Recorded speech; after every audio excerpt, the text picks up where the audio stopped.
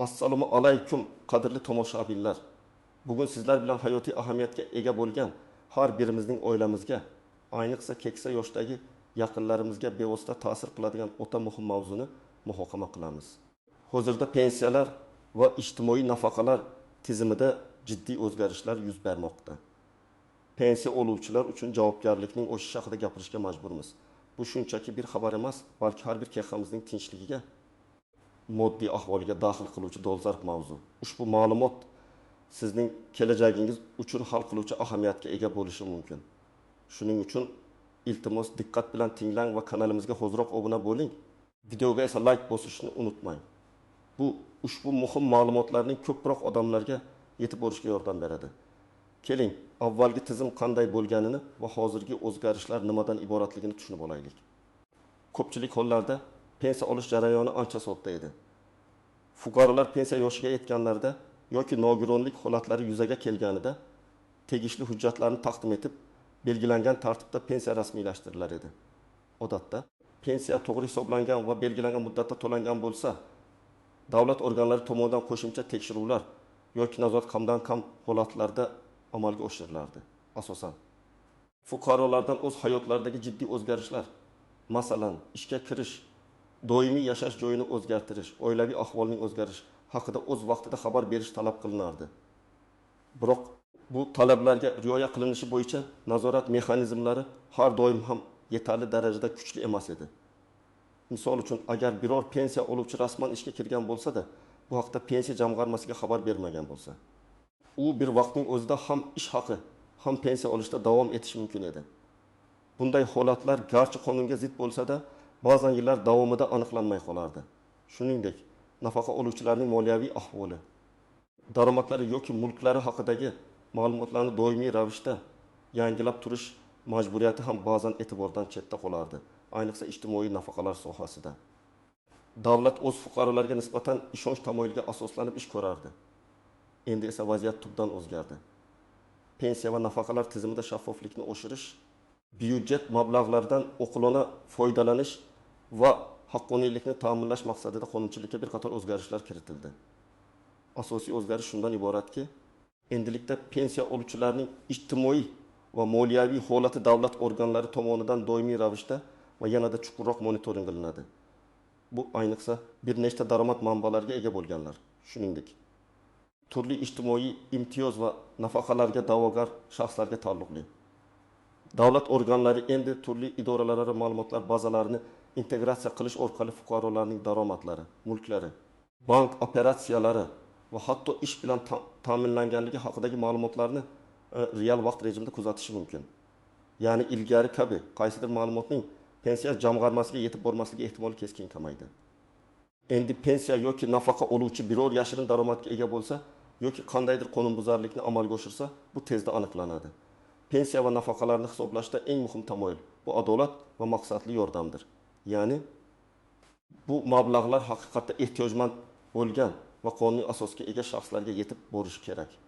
Yangi tizim esa aynan shuni ta'minlashga qaratilgan.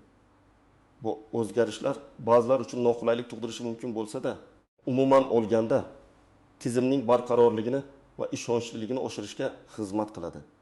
Keling, ushbu o'zgarishlarni batafsil ko'rib chiqaylik. Kim tashvishlanishi kerak va kimga bu o'zgarishlar deyarli ta'sir qilmaydi? Birinchi navbatda bu yangi tartib pensiya oluvchi va shu bilan birga rasman ishlayotgan shaxslar uchun juda muhim. Avvalgi holatda agar pensioner ishga kirsa, u bu haqda pensiya jamg'armasiga xabar berishi shart edi. Ammo amalda ko'pchilik bu majburiyatni unutib qo'yishardi yoki qasddan yashirishardi. Natijada ular bir vaqtning o'zida ham pensiya, ham ish haqi olib, ba'zan qonunga xilof ravishda ikki tomonlama daromadga ega bo'lishardi. Misol uchun, Farhod aka 65 yoshda 5 yildan beri pensiyada. Yaqinda qo'shimcha daromad topish maqsadida kichik bir korxonaga ishga kirdi va rasman ro'yxatdan o'tdi. Farhod aka pensiya jamg'armasiga bu haqda xabar berishni unutdi deb hisoblaylik. Ilgari bu holat bir necha yil davomida aniqlanmay qolishi mumkin edi. Endi esa soliq idoralari, ish joyini ro'yxatga olish idoralari va pensiya jamg'armasi o'rtasida ma'lumot almashinuvi avtomatlashtirilgan. Farhod aka ishga kirishi bilan uning ma'lumotlari pensiya jamg'armasi bazasiga avtomatik tarzda yetib boradi. Agar Farhod aka o'z vaqtida xabar bermagan bo'lsa, uning pensiyasi qayta hisoblanishi, balki ma'lum bir miqdorda to'xtatilishi mumkin. Hatto ortiqcha to'langan pullarni qaytarib olish talab qilinishi ham mumkin. Ikkinchi toifa bu yakka tartibdagi tadbirkorlar yoki o'zini band qilgan shaxslar sifatida ro'yxatdan o'tgan pensionerlar. Aytaylik, Malika opa 6 yoshda pensiyada. Bo'sh vaqtlarda pishiriqlar tayyorlab sotadi. Yaqinda o'zini band qilgan shaxs sifatida ro'yxatdan o'tdi va daromad solig'i to'lay boshladi. Agar u pensiyani hisoblashda ushbu daromad manbaini yashirgan bo'lsa, bu ham avtomatik ravishda aniqlanadi. Malika opaning pensiya miqdori uning daromadiga qarab qayta ko'rib chiqilishi mumkin. Agar uning pensiya turiga ko'ra, masalan, boquvchisini yo'qotganlik pensiyasi qo'shimcha daromad olish cheklangan bo'lsa, unga nisbatan jiddiyroq choralar ko'rilishi mumkin. Har bir holat alohida ko'rib chiqiladi, lekin asosiy qo'yda barcha daromad manbalari shaffof bo'lishi kerak. Uchinchi muhim jihat bu turli xil imtiyozli nafaqalar yoki subsidiyalar oluvchi pensionerlar. Masalan, nogironlik pensiyasini oladigan yoki kam ta'minlangan oila a'zosi sifatida uy-joy subsidiyasiga ega bo'lgan keksa fuqarolar. Aytaylik, Sobir bobo 70 yoshda nogironlik pensiyasini oladi. Uning yordamchilari uning nomiga qishloqda katta yer uchastkasi sotib olgan va uni ijara berishdan doimiy daromad olib kelishmoqda. Ilgari bu daromadlar rasman hisobga olinmasligi mumkin edi. Endi esa kadastr idoralari, soliq xizmati va banklar o'rtasidagi ma'lumotlar almashinuvi tufayli Sobir boboning mulki va undan olinayotgan daromadlar haqidagi ma'lumotlar osongina aniqlanadi. Agar bu daromadlar uning nogironlik pensiyasi yoki subsidiyasini olish huquqiga ta'sir qiladigan bo'lsa, pensiya yoki subsidiya qayta ko'rib chiqilishi, hattoki to'xtatilishi mumkin. Shunday qilib, kimlar tashvishlanishi kerak? Asosan, pensiya olish bilan birga boshqa rasmiy daromad manbalariga ega bo'lganlar, o'z mulklaridan katta daromad olayotganlar yoki ilgari pensiya tizimiga noto'g'ri ma'lumot berganlar. Kimlar tashvishlanmasligi kerak? To'g'ri ma'lumotlar asosida pensiya olayotgan, rasmiy ravishda hech qanday boshqa daromad manbaga ega bo'lmagan, qonuniy majburiyatlarni to'liq bajargan fuqarolar uchun bu o'zgarishlar hech qanday salbiy oqibatlarga olib kelmaydi. Aksincha, ular byudjet mablag'laridan oqilona foydalanish orqali tizimning barqarorligini ta'minlashga hissa qo'shadilar. Endi esa ushbu yangi qoidalardagi istisnolar, e'tibordan chetda qoldirib bo'lmaydigan qiyinchiliklar va noaniq jihatlar haqida gaplashaylik. Har qanday qoida kabi bu yangi tartibda ham o'ziga xos istisnolar mavjud.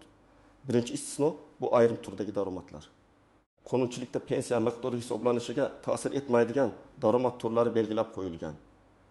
Masalan, meros qilib olingan mulkni bir martalik sotishdan olingan daromad yoki bank depozitlaridan olingan foizlar ma'lum bir chegaragacha pensiya hisoblanishiga ta'sir qilmasligi mumkin. Biroq bu har doim ham shunday emas.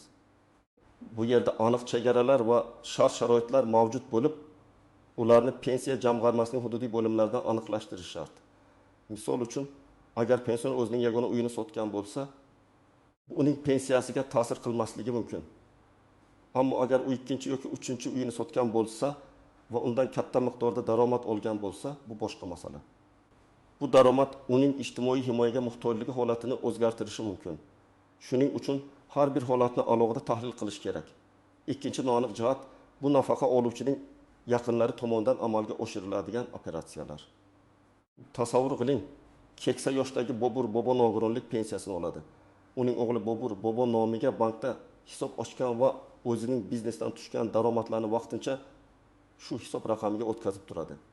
So'ngra boshqa hisobga o'tkazadi. Bunday holatda Bobur boboning hisob raqamida yuqori miqdordagi pul aylanmasi qayd etiladi. Avtomatik monitoring tizimi buni Bobur boboning daromadi sifatida qabul qilishi va uning pensiyasini qayta ko'rib chiqishga asos bo'lishi mumkin. Bunday holatlarda pensiya jamg'armasiga hujjatlar bilan murojaat qilib, pul mablag'larining kelib chiqish manbasini va ularning pensionerga tegishli emasligini isbotlash talab qilinadi. Bu ba'zi oilalar uchun ortiqcha qiyinchiliklar tug'dirishi mumkin. Uchinchi jihat bu xorijdan olinadigan daromadlar. Agar pensioner xorijiy davlatda ishlagan yoki u yerdan biror turdagi nafaqa olayotgan bo'lsa, bu haqda ham o'z vaqtida xabar berish kerak. Ma'lumotlar almashinuvi hali barcha davlatlar bilan to'liq yo'lga qo'yilmagan bo'lsa-da, ba'zi davlatlar bilan xalqaro shartnomalar mavjud. Shuningdek, xalqaro bank o'tkazmalari ham monitoring qilinishi mumkin. Shuning uchun bunday daromadlarni yashirish kelajakda jiddiy muammolarga olib kelishi mumkin. Pitfall bu ma'lumotlarning noto'g'ri yoki kech taqdim etilishi. Agar siz o'zgarishlar haqida o'z vaqtida xabar bermasangiz, bu qasddan yashirish sifatida talqin qilinishi mumkin. Natijada sizga ortiqcha to'langan pensiya yoki nafaqa mablag'lari qaytarilishi talab qilinishi, hatto jarima qo'llanilishi ham mumkin. Eng yomoni, ayrim holatlarda bu jinoiy javobgarlikka ham sabab bo'lishi mumkin. Agar firibgarlik alomatlari aniqlansa, masalan, marhum qarindoshining pensiya kartasidan foydalanishda davom etgan Shokir akaga nisbatan bunday holat yuz berdi. Bank va fuqarolik holati dalolatnomalarini yozish organlari o'rtasidagi ma'lumot almashinuvi tufayli marhumning vafoti pensiya jamg'armasiga tezda yetib bordi.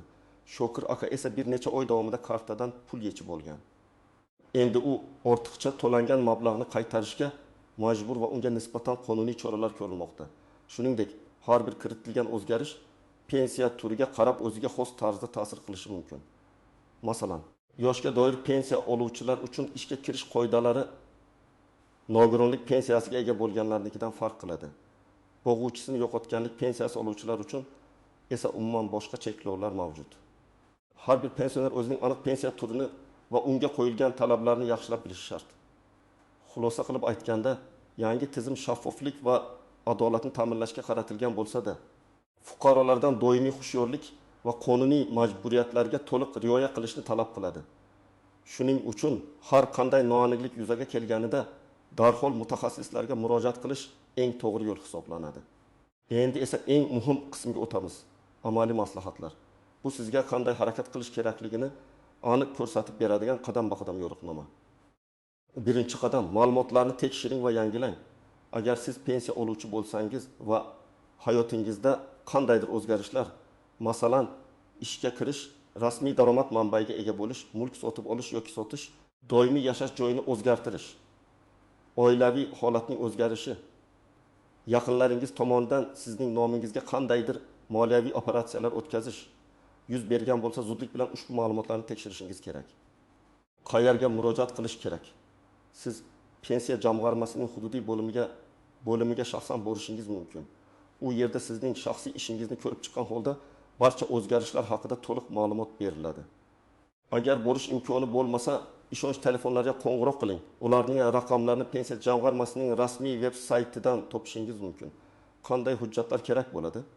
Pasportingiz, pensiya guvohnomangiz va o'zgargan holatni tasdiqlovchi har qanday hujjat, masalan, mehnat shartnomasi, daromadlar to'g'risidagi ma'lumotnoma, mulkni ro'yxatdan o'tkazish hujjatlari, bank ko'chirmalari. Pensiya jamg'armasi xodimi sizga qaysi hujjatlar aynan sizning holatingizda kerakligini aniq aytadi. Ikkinchi qadam, har qanday o'zgarish haqida darhol xabar bering.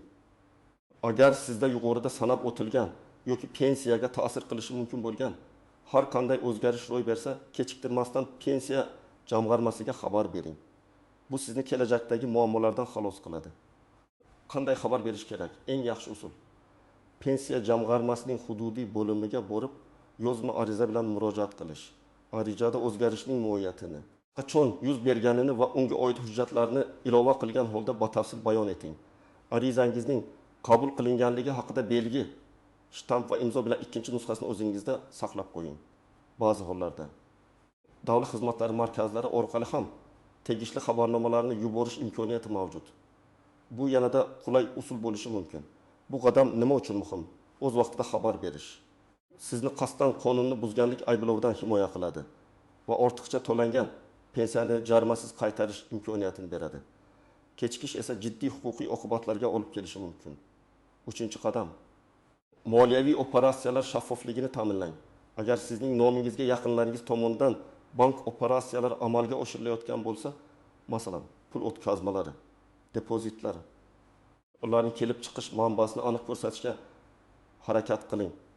Agar bu mablag'lar sizga tegishli bo'lmasa, bu haqda isbotlovchi hujjatlarga ega bo'ling. Qanday hujjatlar kerak? Bankdan hisob ko'chirmalari, pul o'tkazmalarining maqsadini ko'rsatuvchi ma'lumotnomalar, yaqinlaringizning daromadlari haqidagi ma'lumotnomalar yoki har qanday moliyaviy kelishuvlar, masalan, qarindoshlar o'rtasidagi qarz shartnomasi bunday holatlarda foydali bo'lishi mumkin. Bu hujjatlar sizning nomingizga tushgan pullar sizning shaxsiy daromadingiz emasligini isbotlashga yordam beradi. 4-qadam. Professional yordam so'rang. Agar siz vaziyatning murakkabligini his qilsangiz yoki qaysidir masalada noaniqliklar bo'lsa, malakali yurist yoki pensiya jamg'armasi mutaxassislaridan maslahat oling.